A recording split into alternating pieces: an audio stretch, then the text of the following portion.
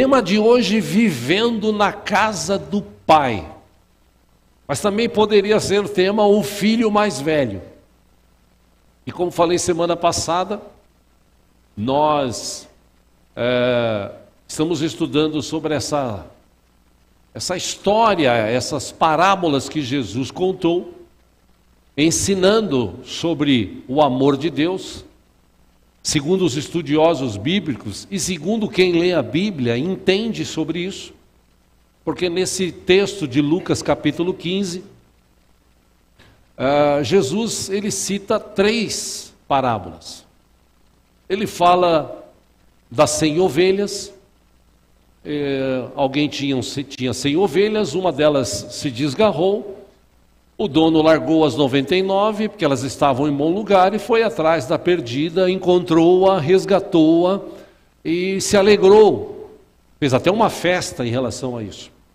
Segundo a história, Jesus fala de uma mulher que perdeu uma dracma, entre 10 que ela tinha, uma ela perdeu, e ela foi procurar. Encontrando essa dracma perdida, ela chama as suas vizinhas, se alegra, e por terceiro lugar, Jesus fala do filho pródigo. O filho pródigo que ele pediu a riqueza para o pai e gastou irresponsavelmente. E o âmago dessas 3 parábolas está relacionada com o amor de Deus, a misericórdia de Deus. Inclusive nós vimos aqui semana passada que no dia que eu e você recebemos Jesus como Senhor e Salvador, houve festa nos céus, os anjos se alegraram na presença do Senhor. A Bíblia, Jesus falou sobre isso.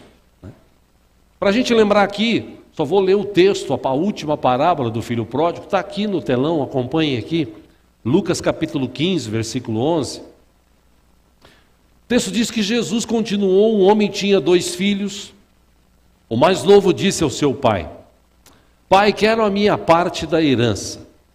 Assim ele repartiu sua propriedade entre eles. Versículo 13, não muito tempo depois, o filho mais novo reuniu tudo o que tinha e foi para uma região distante. E lá desperdiçou os seus bens vivendo irresponsavelmente.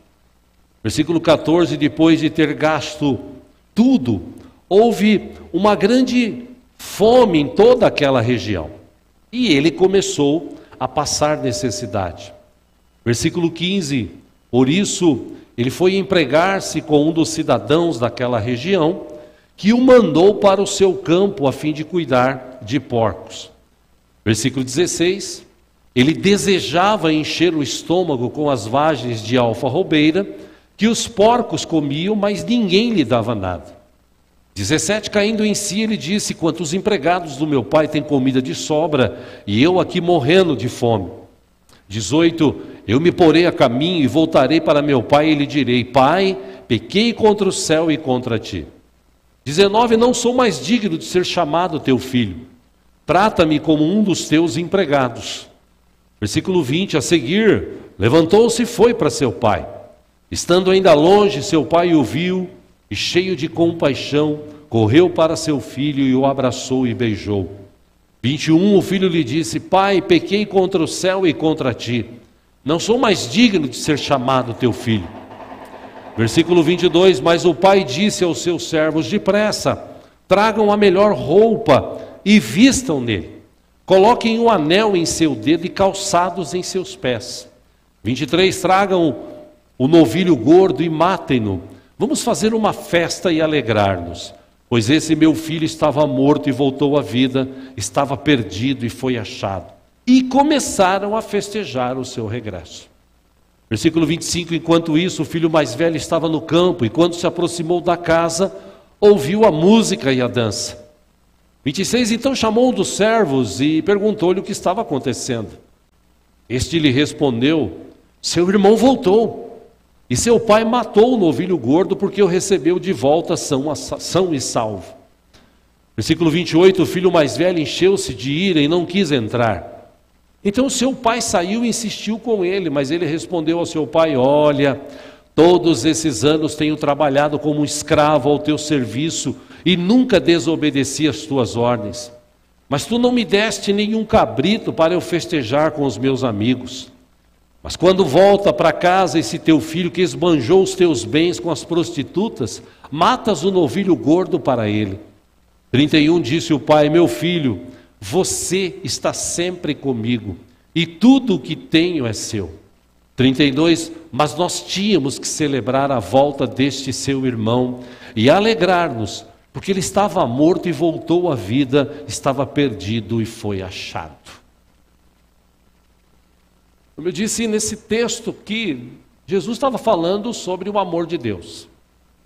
E como nós vimos na semana passada, no começo do texto, diz que Jesus se aproximou dessa cidade, desse lugar. Jesus estava tratando com esses homens e mulheres, ensinando-os. Seus discípulos estavam ali.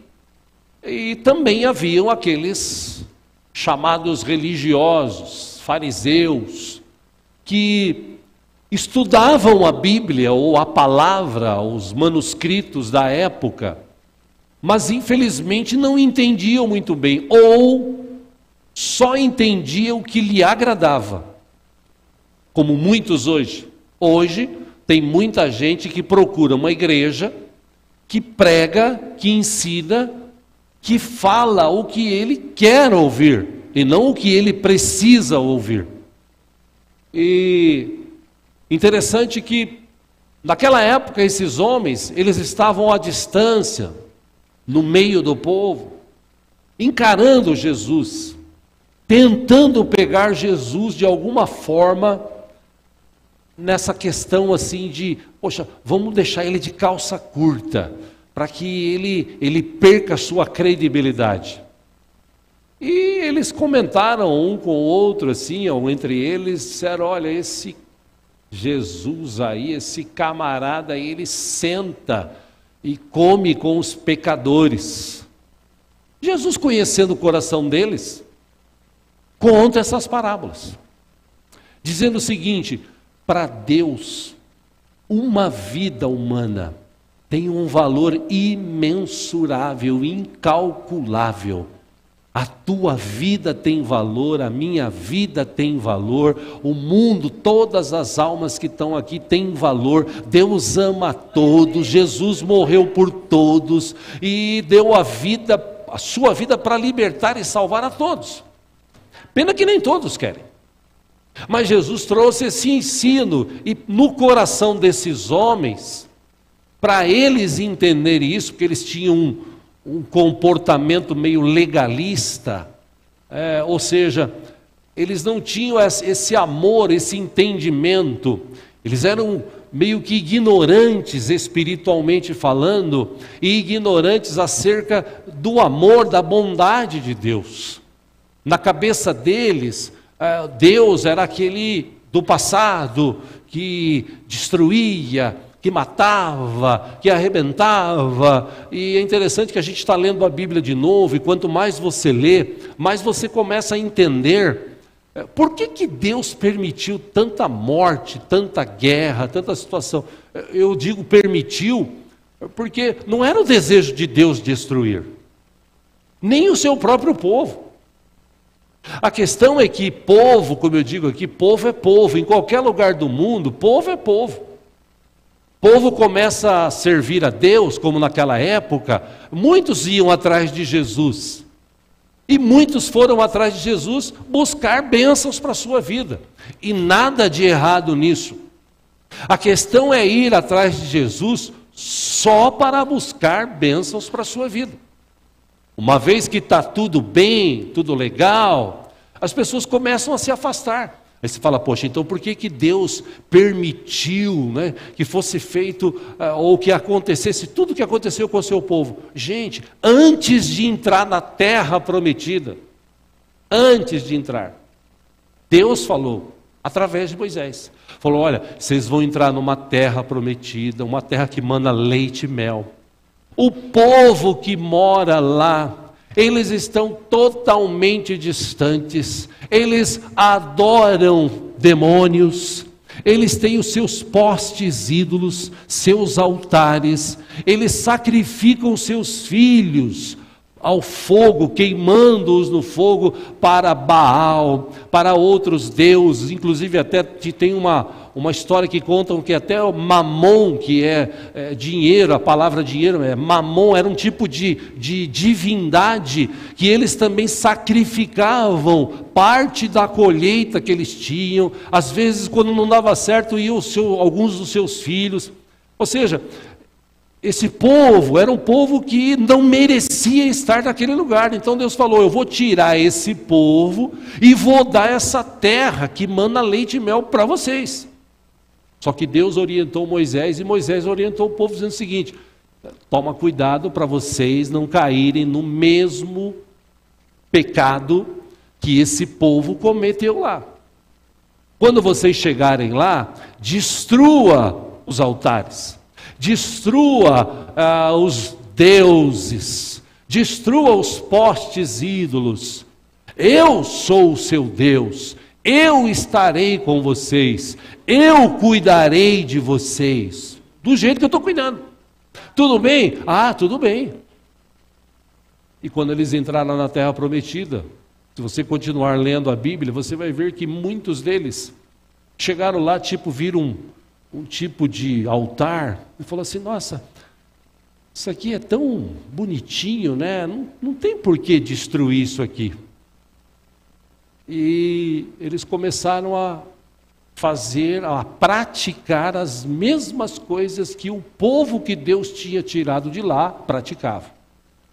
Como eu sempre digo aqui, o diabo é astuto. O diabo, ele está rodeando a terra, passeando por ela já há milhares de anos. Ele conhece, ele já tem uma ideia de como o ser humano age e reage a instintos. O povo, eles tinham sido tirados do Egito. Mas a mentalidade desse povo, a maioria deles era uma mentalidade de escravo. E por conta disso, esse povo entrou na terra prometida e acabou se apaixonando. A expressão da Bíblia é adulterando contra Deus. Ou seja, em vez de ser fiel a Deus, eles adulteraram, se envolvendo com as práticas, tanto da época do Egito, como depois dessas cidades, desses lugares que eles foram. Então, existe uma explicação porque Deus permitiu que o seu povo fosse destruído e tal. É aquela história que eu já falei aqui, que Isaías falou. O povo chegou na época dizendo, falou assim: Isaías, Deus desistiu da gente, Deus não ama mais, Deus encolheu a mão. Não, a mão do Senhor está estendida.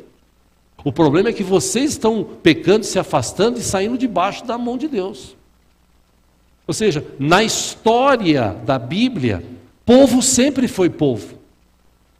E muitos destes que eram chamados líderes, fariseus, sacerdotes que também se perderam, reis que se perderam, que desobedeceram a Deus, que viraram as costas para o Senhor. Essas pessoas, eles se tornaram pessoas legalistas, pessoas que já não tinham mais aquele amor por Deus, aquela vontade de servi-lo. E o pior não é você se afastar dos desígnios de Deus, o pior é você se afastar e levar os outros também a se afastarem. Então, na época de Jesus ele disse: o reino dos céus é chegado a vós. Ou seja, o que ele quis dizer? Esse reino que vocês estão vivendo aqui é da terra, isso aqui está tudo errado. A justiça aqui é errada. A justiça nossa é diferente da justiça de Deus. A justiça daqueles homens era totalmente diferente do que está descrito na Bíblia. Então Jesus veio e falou: o reino dos céus é chegado e agora nós vamos viver um novo tempo. Vai ser um novo tempo aqui, um tempo de misericórdia, porque Deus ama a todos. Deus tem prazer em abençoar os seus filhos, Deus quer trazer coisas novas à sua vida, ao povo. Deus foi misericordioso porque o povo era sofrido, o povo trabalhava muito, o povo tinha muita dificuldade, o povo era muito enfermo, muito doente, e os legalistas, os doutores da lei, os fariseus, os chamados religiosos, eles ainda classificavam o povo. Não, nós somos os queridinhos de Deus, vocês não podem entrar aqui na sinagoga, isso aqui é só para judeu, e judeu de saúde boa, porque os judeus de saúde ruim nem entram aqui, porque aqui não, nós entendemos. Jesus até classificou alguns desses de guias cegos, porque eles iam cair num buraco e estavam guiando outros cegos para cair no buraco também.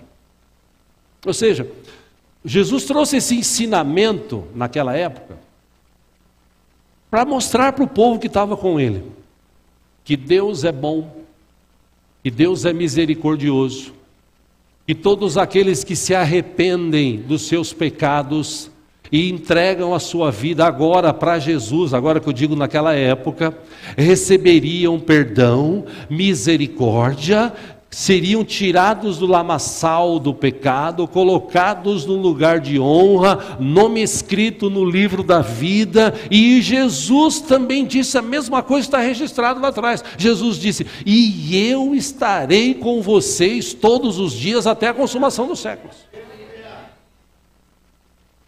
Mas no meio do povo sempre tem gente religiosa.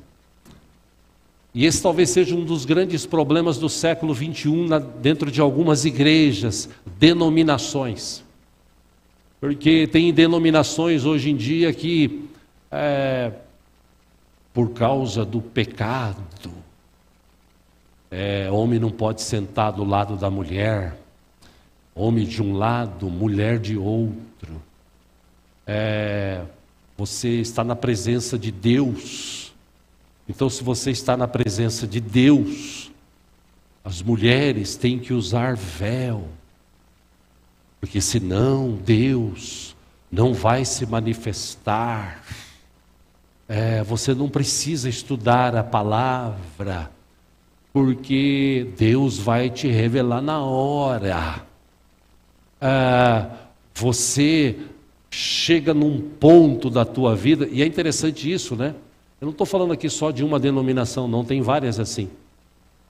E esse pessoal chega num ponto que é interessante, né? Dentro do salão de culto, as mulheres vestem roupas femininas, né? Não pode usar calça comprida, não pode usar brinco, colar, não pode usar pintura, né? Tem que usar um véu. Aí acaba o culto.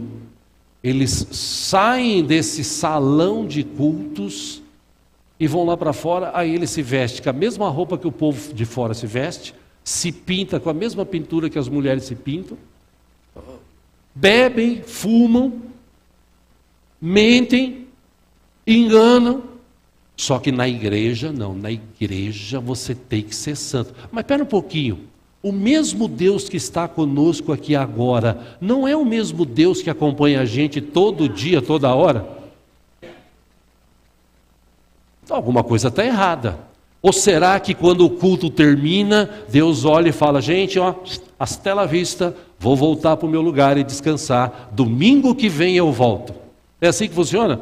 Lógico que não. Deus anda com a gente. E graças a Deus que Deus anda com a gente. Então Jesus, ele trouxe esse ensinamento justamente para tirar esse pensamento, né? Essa falta de entendimento que aqueles homens tinham em relação aos seres humanos. Tanto que Jesus, ele esteve em sinagogas, ele ensinou em algumas sinagogas, mas Jesus andava no meio do povo. Jesus conversava com as pessoas, Jesus tinha misericórdia, demonstrava amor, curava, mesmo as pessoas sendo curadas e indo embora, ainda assim Jesus tinha misericórdia, Jesus amava, perdoava. Lembra daquele caso daquela mulher que foi pega em adultério, levaram ele lá, ou ela para Jesus, jogaram ele, Jesus estava escrevendo na areia, e aí Jesus, a lei de Moisés diz que quando alguém é pego em adultério tem que ser apedrejada. Gente religiosa. Aí o que você diz, Jesus? Jesus, na boa lá, ele falou, olha, beleza, quem não tiver pecado, atire a primeira pedra.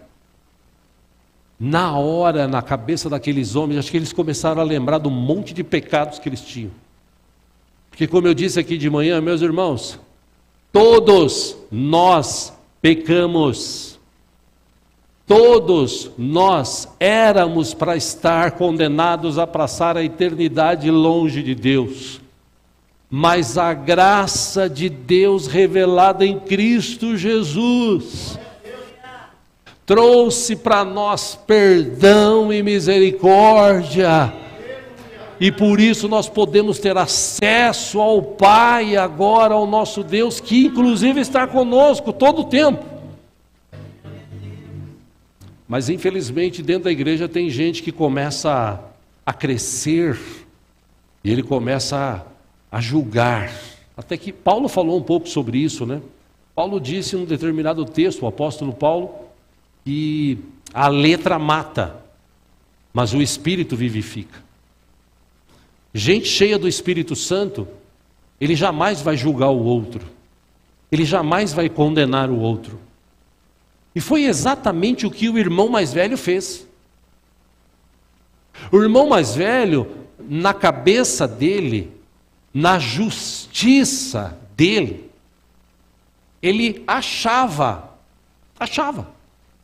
que ele tinha direitos e que o seu pai foi injusto com ele. Porque o filho mais novo, o irmão mais novo, chega no pai, cobra a herança, nós estudamos sobre isso semana passada, ele não tinha direito porque o pai estava vivo. Mas como era uma parábola, uma comparação, Jesus disse que aquele pai era tão amoroso que ele acabou abençoando. E você vê como é que é, muita gente chega na presença de Deus arrebentado, devendo aí as cuecas, enfermo, aí Jesus vem com todo o amor, expressa o amor do Pai, Ele cura, Ele liberta, Ele abre porta, Ele abençoa. Aí quando a pessoa está bem, Ele fala assim, ó, tchau, viu, agora eu vou viver minha vida. Por exemplo, os 10 caras que foram curados lá, os leprosos. Gente, eu até entendo, porque naquela época o leproso, ele tinha que ficar fora da cidade. Ele não podia se chegar perto dos outros. E quando se chegasse, ainda tinha que sair gritando, leproso, leproso, enfermo, enfermo, para as pessoas se afastarem. E eu entendo que esses caras estavam à margem da sociedade. Aí Jesus encontra 10 e cura os 10. Sim ou não? Aí um volta e agradece. Aí Jesus olha para os seus discípulos e fala assim, escuta, mas não eram 10?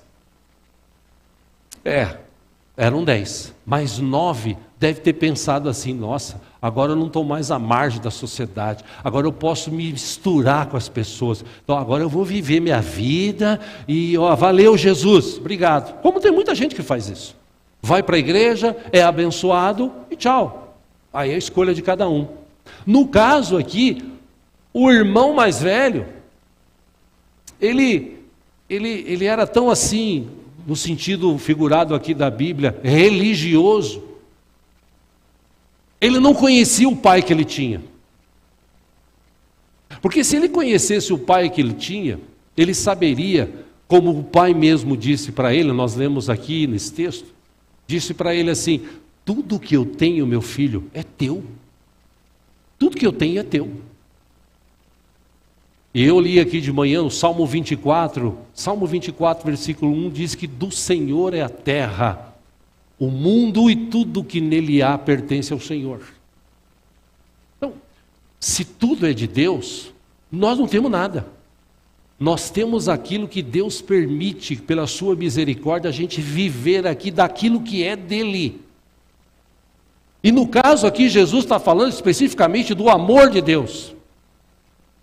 Não era para esse rapaz aqui ter esse pensamento, mas Jesus estava usando essa parábola para falar para aqueles caras, fariseus, que vocês não devem viver assim, porque vocês não são melhores que os outros, vocês também pecaram, vocês também carecem da misericórdia de Deus. Mas infelizmente muita gente deixa de entender isso e começa a se achar, a se justificar. E por conta disso a gente encontra hoje algumas igrejas que limitam a entrada de pessoas. Eu me lembro, conversava ontem com o pastor Lindolfo lá em Saltinho, e eu me lembrei na hora, a gente conversou bastante, eu me lembrei de um papo que eu tive aqui com alguns líderes da igreja, irmãos líderes aqui, uns, sei lá, depois da pandemia, se eu não me engano. E eu falei para eles, será que nós estamos preparados como igreja para receber, e por favor entenda a expressão que eu vou usar, os tipos de pessoas que existem hoje no mundo? Será que a gente está preparado? Porque antigamente o bêbado entrava na igreja, ele entrava para zoar. Isso já aconteceu aqui há 28 anos atrás, começo da igreja. Bêbado que entrava aqui, irmãos, que bom, aleluia. E alguém sentava do lado dele, baixa a bola, tal. Aleluia. Isso acontece. Naquela época a gente ainda estava se preparando para receber. Mas e agora? Eu falei para os irmãos. Porque agora vão aparecer na igreja gente cheia de tatuagem. Vão aparecer na igreja pessoas cheias de coisa no nariz, na orelha, na língua. No raio que eu parta. Vão chegar na igreja pessoas que estavam em outras religiões, que mergulharam profundamente nas águas do mal, das religiões por aí, e precisam ser libertas. Será que a gente está preparado para receber essas pessoas? Ou quando chegar alguém na igreja, e eu contei um testemunho na época, já preguei sobre isso, de uma igreja aqui em São Paulo, um rapaz falou sobre isso, ele todo tatuado, ele precisava de uma palavra, ele estava passando mal, e aí ele passou na frente de uma igreja, viu uma igreja, falou, vou entrar, né, quem sabe Deus fala alguma coisa, porque eu estou precisando ouvir, e ele entrou na igreja, e quando entrou na igreja, o pessoal olhou para ele, tinha uma pessoa sentada, olhou para ele daquele cheio de tatuagem, né? Aquele cara deu 2 pulinhos para cada cadeira e tal, até que passou uns 10 minutos, alguém foi lá e falou assim, escuta, é melhor você ir embora. Porque tipo, você não é do nosso tipo. Eu falei aqui de manhã, repito, já falei sobre isso aqui, Piracicaba, anos atrás, a gente tinha, quase que nós firmamos uma aliança com o pastor de uma igreja lá na época, e a gente conversou, fomos buscar um lanche numa padaria, e ele falou do dono da padaria, falou, você viu o dono dessa padaria? O dono dessa padaria, rapaz, ele era de uma igreja e ele acabou adulterando, separou da mulher, está morando agora com a mulher atual, e ele foi falar lá com o líder da igreja dele, e o líder da igreja dele falou para ele assim, falou, para você não tem mais jeito. Você não tem mais jeito. Você pecou, você e ela vão para o inferno. Então, aproveita o momento que vocês têm aqui na terra, viva, curta bastante, porque depois que vocês morrerem, vocês vão para o inferno. Essa foi a palavra que foi liberada, falada para esse senhor.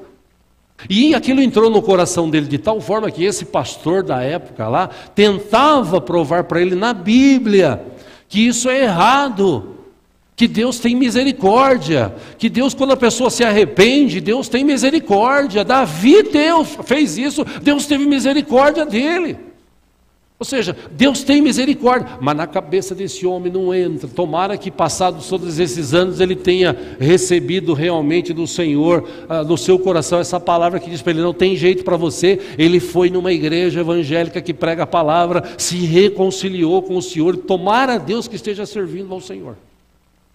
Mas esse homem religioso, não, aqui não dá para você, você já era. Existem muitas situações, irmãos, de irmãos mais velhos, de sentimento desses irmãos mais velhos, que estão aí dentro das pessoas que estão dentro das igrejas atualmente. Gente que, como irmão mais velho, quer tomar lugar de Deus e julgar. E é interessante que o irmão mais velho, ele vai se justificar para o pai. Ele fica irado, o texto diz que ele fica irado. Ele fica nervoso, ele fica bravo, ele fica irado, de tal forma que ele fala para o seu pai, ele fala assim, eu sou como um escravo aqui, há tanto tempo que eu te sirvo aqui, como um escravo, e o Senhor nunca me deu um bezerro que seja para eu curtir com os meus amigos.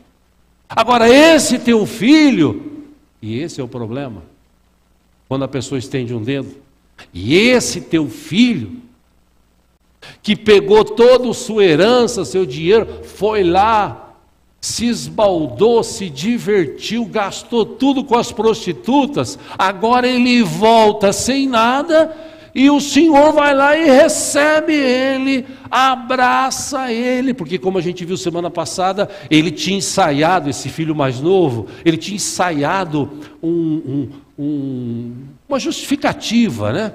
Ele falou assim, eu estou aqui quase comendo a comida dos porcos, e poxa, os empregados do meu pai, eles comem bem, eu vou voltar. Ele ensaiou um discurso, ele falou, eu vou chegar lá e vou falar assim, pai, pequei contra os céus e pequei contra ti, me perdoa, trata-me como se fosse um empregado teu.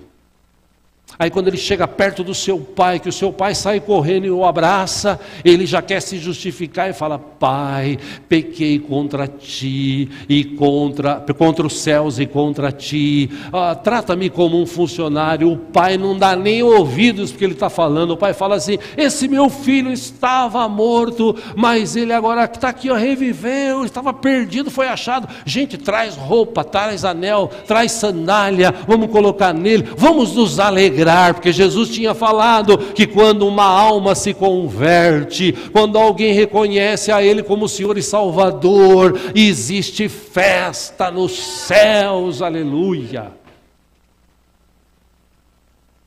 E o irmão mais velho, ele disse, não aceito isso não,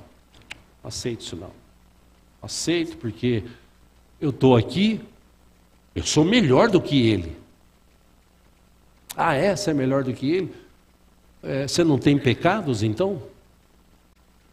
Se fosse gastar tempo nessa parábola aqui, Jesus poderia ter falado isso. O pai poderia ter falado isso. Corrigido seu filho. Mas aqui eu vejo que Jesus está ensinando sobre duas questões básicas. Primeiro, para aquele que se afasta, para aquele que se converte, para aquele que conhece o caminho que é Jesus, Deus ama, Deus recebe, Deus trata, Deus liberta, Deus cura e Deus coloca no lugar de honra, assim, filho, esse aqui é filho, eu vou cuidar dele agora. Segundo, eu vejo Deus falando o seguinte, vocês que estão aqui, eu e você que estamos aqui, meus irmãos, nós somos filhos, e como filhos, Deus Pai está conosco, Ele não vai deixar faltar nada para a nossa vida. Se nós entendermos a sua palavra e praticarmos a sua palavra, obedecermos a sua palavra, Deus nunca vai deixar da gente passar necessidade ou ficar na mão. Ao contrário, Ele sempre vai cuidar, porque Ele é o nosso Pai Celestial. Para a gente entender um pouco mais aqui, eu quero ler um texto com os irmãos, livro de Mateus capítulo 20 agora, vamos ler juntos. Aleluia.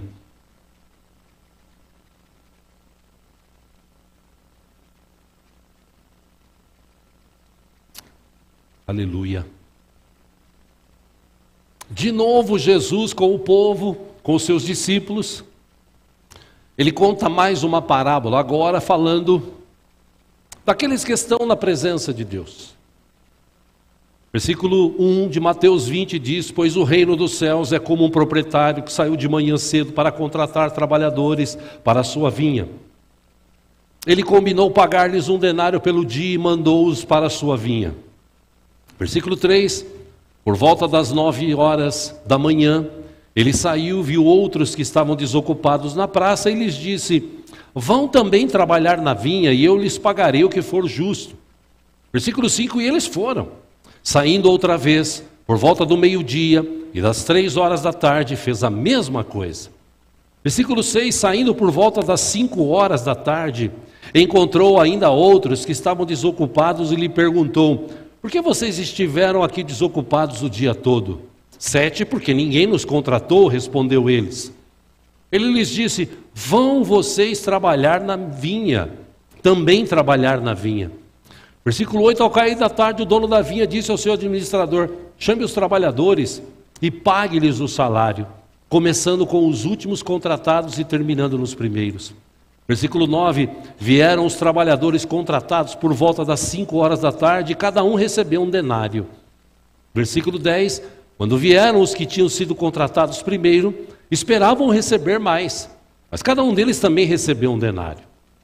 Versículo 11, quando o receberam, começaram a se queixar do proprietário da vinha, dizendo-lhe: estes homens contratados por último trabalharam apenas 1 hora e o Senhor os igualou a nós, que suportamos o peso do trabalho e o calor do dia. Versículo 13, mas ele respondeu a um deles: amigo, não estou sendo injusto com você. Você não concordou em trabalhar por 1 denário? Receba o que é seu e vá. Eu quero dar ao que foi contratado por último o mesmo que lhe deu, ou que lhe dei. Versículo 15, não tenho o direito de fazer o que quero com o meu dinheiro? Ou você está com inveja porque sou generoso? Versículo 16, assim os últimos serão primeiros e os primeiros serão últimos. Bote aí. O ensinamento central dessa parábola aqui é sobre a generosidade e a graça de Deus. Eu vou encerrar falando sobre ela. Porque, como eu disse aqui de manhã e outras vezes, lá atrás eu também fui assim, como irmão mais velho. Porque frequentávamos uma igreja, e eu ressalto aqui, não era a igreja que o meu pai foi pastor, que o meu pai ele foi pastor durante muitos anos, morreu cedo, 54 anos, enfermidade, decepção, enfim. Mas enquanto pastor, meu pai sempre ensinou isso que eu estou tratando com os irmãos aqui hoje. Que Deus ama, que Deus é misericordioso. Por isso que em algumas placas, igrejas, ele não ficava. Porque na cabeça dele ele tinha que pregar o evangelho e mostrar o amor de Deus a toda a criatura. E eu me lembro que eu fui criado numa igreja, eu estive por um tempo numa igreja, lá em Osasco, igreja até onde conheci a minha esposa. Eu digo sempre, a única coisa boa que eu trago daquela igreja é ela, e de resto, porque lá havia muita religiosidade, muita fofoca, muita acusação. As palavras que eram ministradas eram: você, Deus vai te castigar, vai para a praia você ver. E quando você for, se você olhar lá as mulheres, você vai ver. Olha lá se não caiu um raio na sua cabeça. Você não pode jogar bola, porque bola é perigoso. Os homens quando jogam bola, eles falam palavrões. Que não deixa de ser verdade, né? Porque a pessoa se converteu. Você quer saber se ele se converteu? O homem leva para jogar bola. Porque se ele tomar uma canelada e, ai, aleluia, meu irmão, dá no outro lado agora. Porque ele se converteu. Né? Ele vai acabar, enfim. Ou seja, essa legalidade, essa religiosidade era ensinada. Mulher tinha que usar saia lá embaixo. Homem não podia usar barba, bigode, porque é pecado. Mulheres, vocês não podem usar joias, porque é pecado. Mas ninguém questionava assim, tipo, onde está escrito isso na Bíblia? Não, era simplesmente falado, as pessoas não conhecem Bíblia, Jesus disse: conhecereis a verdade, que é Ele, e você será liberto. As pessoas não conheciam, então elas viviam, se submetiam a isso. E eu, o ensino que eu tive do meu pai, enquanto pastor, não batia com esse. Tanto que depois que eu me casei, a gente saiu da igreja. Fomos para outra e amém. Mas no tempo que eu estava lá, eu vi muito disso. E eu me lembro que algumas vezes eu senti esse desejo, esse pensamento do filho mais velho. A pessoa se convertia, às vezes você conhecia, você fala: pô, esse cara aí, faz tempo que o cara pinta, borda, peca, faz o diabo aí. Agora o cara vem para a igreja e recebe Jesus e fica zerado. Ah, não, isso não é justo. Eu estou aqui, desde criança, trabalhando, fugindo do pecado, resistindo ao mal, e agora o cara chega do nada e é salvo. Não, isso não é justo. Nessa igreja mesmo lá em Osasco, uma irmã que ia na igreja, eu já falei sobre isso aqui, eu lembrei agora, o marido dela, quando ela chegava em casa, ele batia nela. Ele brigava com ela, batia nela, brigava com ela, batia nela. Uma vez ele estava bêbado, ele pegou o revólver e deu um tiro nela, pegou na perna. Mas essa mulher ia para a igreja e orava, e orava, e orava, e orava, e orava, e orava. Aí, um belo dia, esse cara vai na igreja atrás dela, senta e acreditem vocês, o cara se converteu. Mas na nossa cabeça, às vezes você fala assim, não era melhor a bala ter batido na parede, acertado a cabeça desse miserável? Ele é que merecia morrer. Porque nós somos assim um pouco, não somos? Tem muito crente assim hoje, crente macumbeiro, né? Que ele ora e fala: Deus, põe a tua mão, Senhor. E até bispo aí, apóstolo aí, que um tempo atrás aí falaram mal dele, ele falou: você falou mal de mim, vai morrer de câncer. Você vai ver. E Jesus ensinou justamente o contrário. Porque Jesus com os seus discípulos, eles chegaram numa cidade e não foi bem recebido e tal, foram um pouco rejeitados. Aí os discípulos olharam para ele e falaram: Jesus, vamos fazer que nem Elias? Vamos mandar fogo? Jesus falou: não, nós não somos desse espírito. Agora é hora de pregar salvação, libertação. Deus ama todos, Deus quer salvar todos.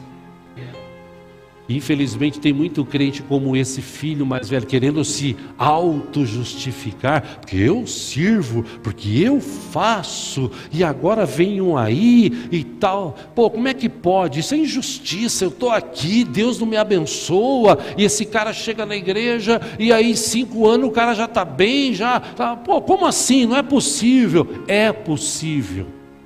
Depende muito do que você tem dentro do teu coração, que tipo de relacionamento você tem com Deus. E quando você tem um relacionamento profundo com Deus, você sabe o que esse pai falou, você pega essa palavra como eu peguei lá atrás e entendi esse texto para mim. Não tem importância, eu estou aqui há 62 anos que eu tenho de idade. Eu me conheço por gente, estou dentro da igreja e vejo pessoas ser salvas, vejo pessoas saindo, vejo pessoas sendo curadas, vejo pessoas sendo salvas. E hoje, em vez de eu chegar e falar assim: pô, mas esse cara está chegando agora e tal, caramba. Não, hoje no meu coração eu fico feliz quando alguém volta para Jesus. Porque com o mesmo amor que Deus me amou, Deus também está amando essa vida. Deus teve misericórdia de mim, Deus teve misericórdia de você, é por isso que a gente está aqui hoje. Nós estamos no mesmo barco. E para encerrar aqui o significado da cruz: horizontal, todos são iguais, todos pecaram. Vertical, Deus, homem, Jesus entrou no meio e fez essa ligação. Ele abriu um novo e vivo caminho para eu e você ter acesso a Deus. Então hoje eu entendo o seguinte: Deus está comigo, me acompanha, me abençoa. Eu entendi, tudo que eu tenho, filho, é teu. Por isso que eu vivo a vida abençoada. Porque eu sei que Deus supre as minhas necessidades, como eu creio que se você viver uma vida digna, como você tem vivido, Deus também supre as tuas necessidades. Coloque-se no lugar de filho, mas não o filho mais velho, o mais novo, que se arrepende a cada dia, que chega na igreja e entende: eu vou para a igreja porque eu vou encontrar o Deus da minha salvação, o Deus que teve misericórdia de mim. Pode sentar quem for do meu lado esquerdo, direito, o que importa é que a gente vai estar junto. Todo mundo errou, mas a gente vai se abraçar, nós vamos orar uns pelos outros, porque Deus nos alcançou, a gente está aqui liberto, salvo, na presença de um Deus vivo e poderoso. Olha. Meu irmão, minha irmã, não deixa a religiosidade entrar no teu coração. Seja simples, reconheça sim que você um dia errou e Deus teve misericórdia de você. E agora, com o mesmo amor que Deus te amou, você também pode amar os outros, receber os outros, ser um canal de bênção para essas pessoas, em nome de Jesus. Amém? Vamos ficar em pé, vamos orar juntos?